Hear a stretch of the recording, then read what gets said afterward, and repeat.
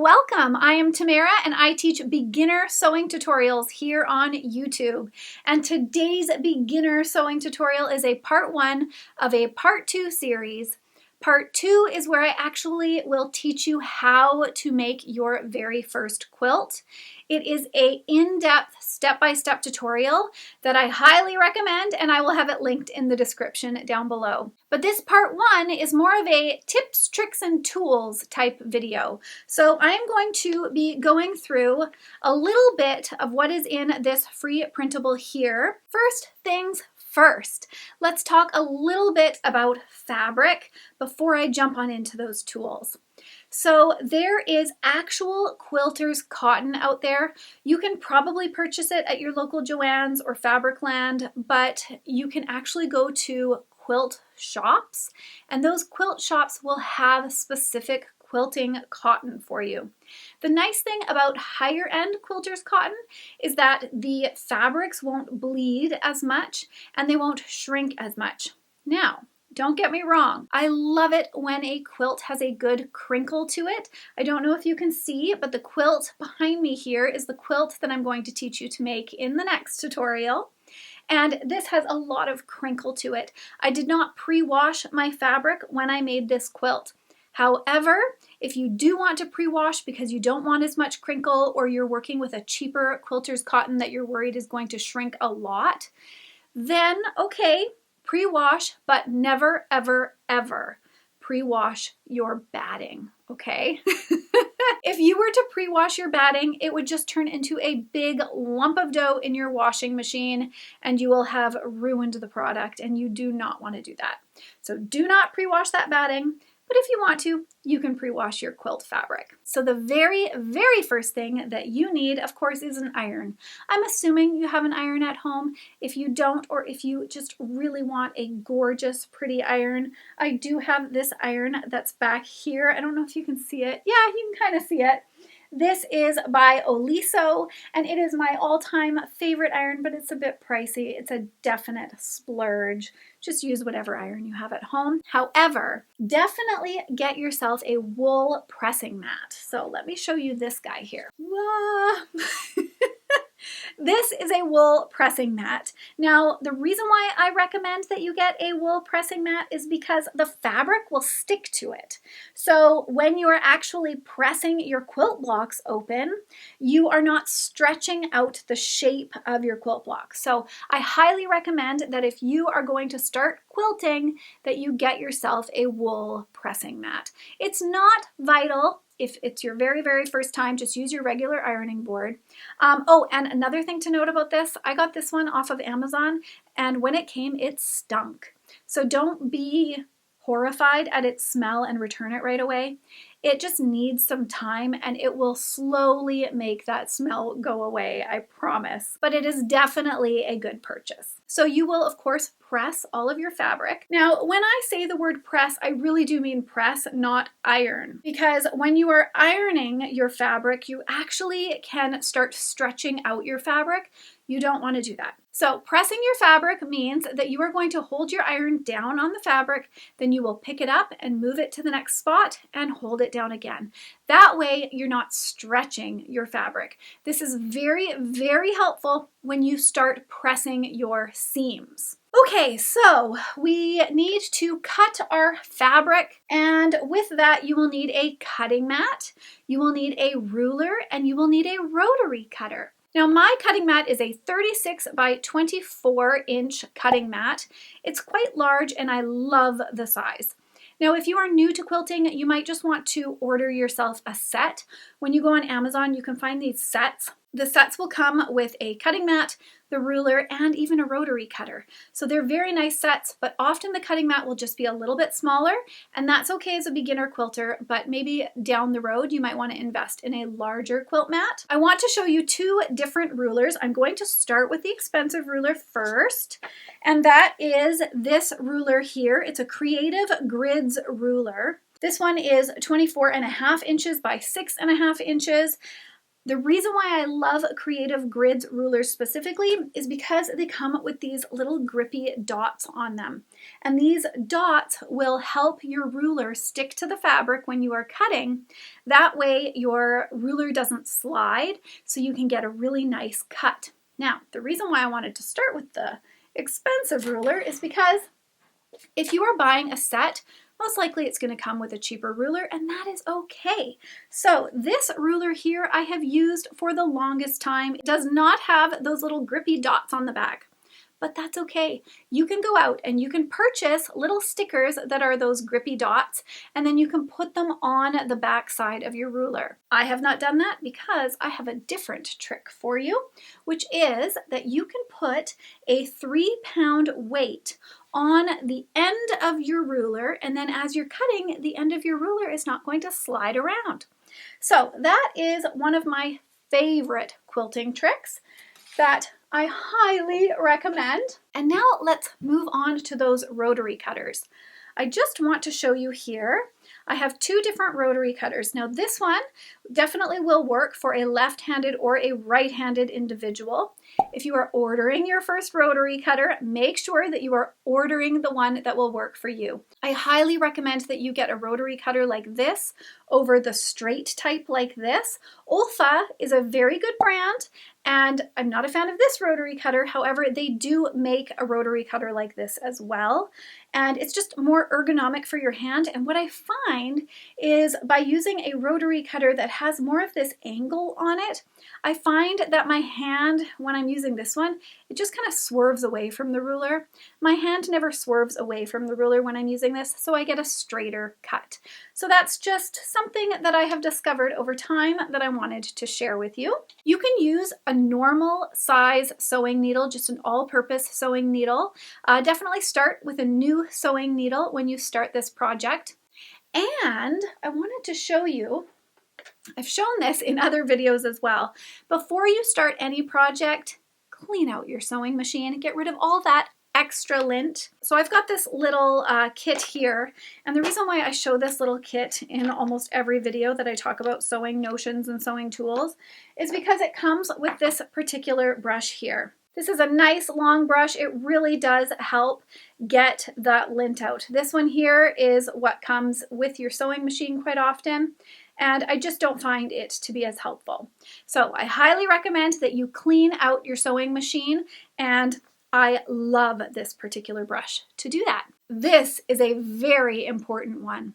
A lot of people, when they first start quilting, do not know that when you quilt, you actually sew with a 1/4 inch seam allowance. I just want to show you, it is such a simple little sewing foot. It's tiny, it's not expensive, but it lets you line up your sewing foot along the edge of your fabric and sew that very important 1/4 inch seam if you are a quilter. And another tip, when you are piecing together your top, sometimes you can get a little tired of sewing the same thing together over and over and over again.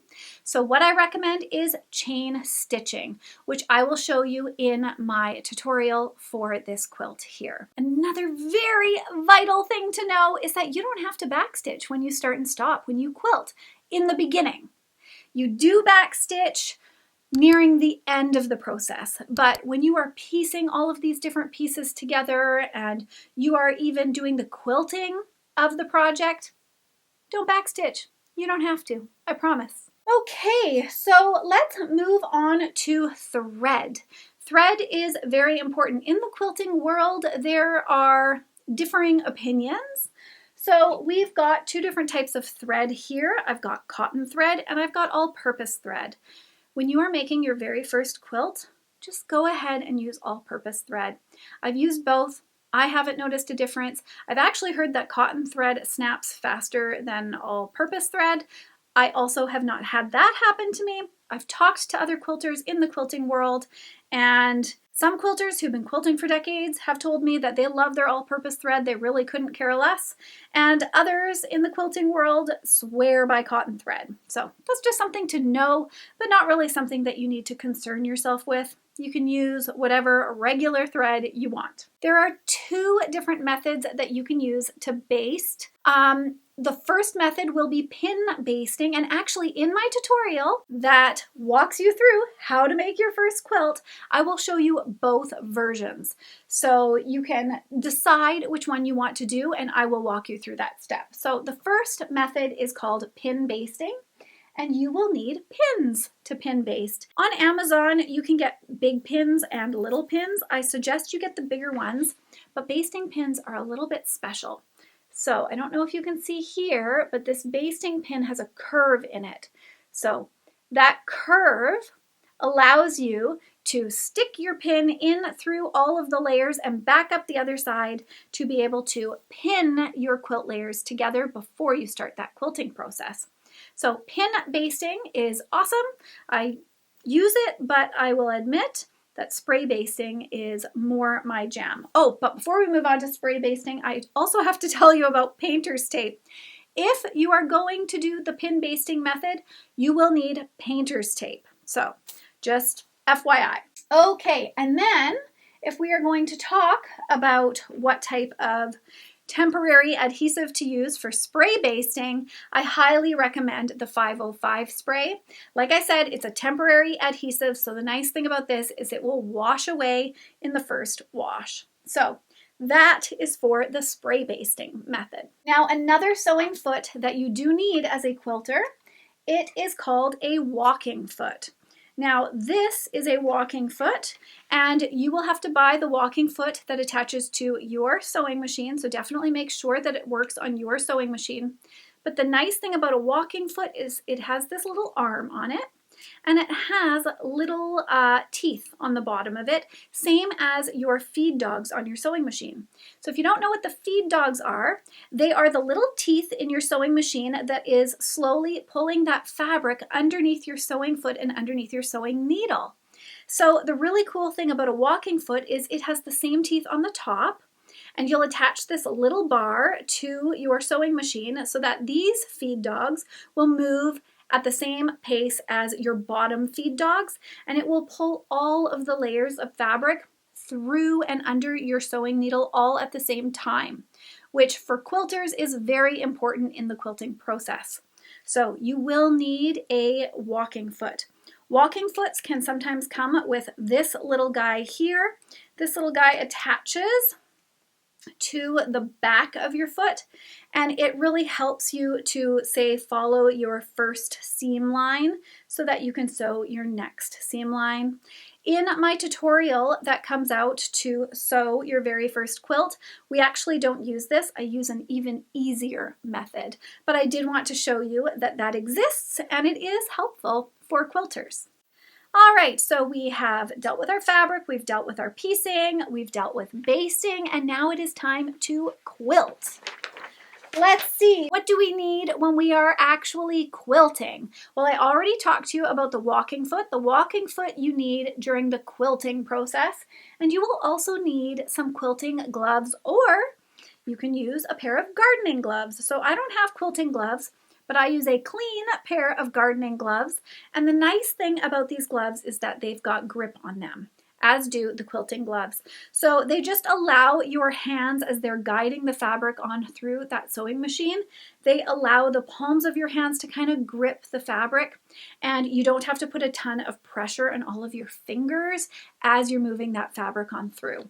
So highly recommend a pair of gloves when you are doing that quilting process. Now, a tip for your stitch length when you are quilting.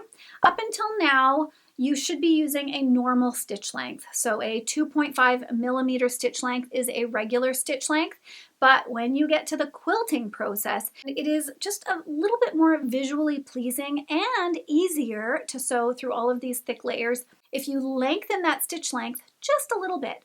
So I like to lengthen it to 3 millimeters, and it just gives a beautiful quilting stitch, or a top stitch, if you will. And so I use a 3 millimeter stitch length when I'm quilting. Then I go back to the 2.5 millimeter stitch length when I am attaching my binding to my quilt top. But then when I flip my binding over to finish my binding, then I will move it back up to that 3mm stitch length, because you're going to see that seam once again, and it's more of a top stitch, so you want it to look pretty. So once again, use that 3mm stitch length. Okay, so let's move on to binding. Now, I'm not going to talk too much about binding. I show you how to make binding and all of that jazz in my actual tutorial, which is linked in the description down below. But the best tool that you can have when you are attaching binding to a quilt is this little guy right here. This is a sewing stiletto. Now, honestly, I use this sewing stiletto in all of my projects. It allows you to move fabric under your sewing needle and the sewing foot, but keeping your fingers free and clear. And yes, you can use this when you are piecing your quilt together as well, but the reason why I recommend this during the binding stage is because on your final stitch, it's the top stitch that's going to go around the entire binding's edge. You're going to be sewing towards the corner, and the corner is going to be quite thick. So sometimes your sewing machine or your sewing needle, or all of it really, can get kind of stuck on that thick little section there. So you're going to use this sewing stiletto to just push that fabric down so that the feed dogs underneath it have a better grip and will allow the fabric to continue to move on through the way that you want it to. So there are lots of different sewing stilettos out there. I will link to a few of my favorites down in that description below. So I do have one more item that a quilter must have, but I am not going to share that with you until the very end of my sewing tutorial on how you can make your very first quilt. So definitely check this tutorial out. I teach you a really cool quilting method where you will learn how to sew these squares together without having to sew them together individually. It's a really, really cool process. So definitely check out this tutorial. Hit that thumbs up button if you found this video helpful. Hit the subscribe button so you don't lose me on YouTube. And of course, check out that description for all of the different links to the different items that I talked to you about today. And of course, download your free info guide. I have put a lot of effort into this. There are a lot of extra tips and tricks in here that I did not bring up in this video because that would have made the video just a little too long. So check it out, and I hope that you guys have a wonderful day. Happy quilting, and I will see you next time. Bye for now.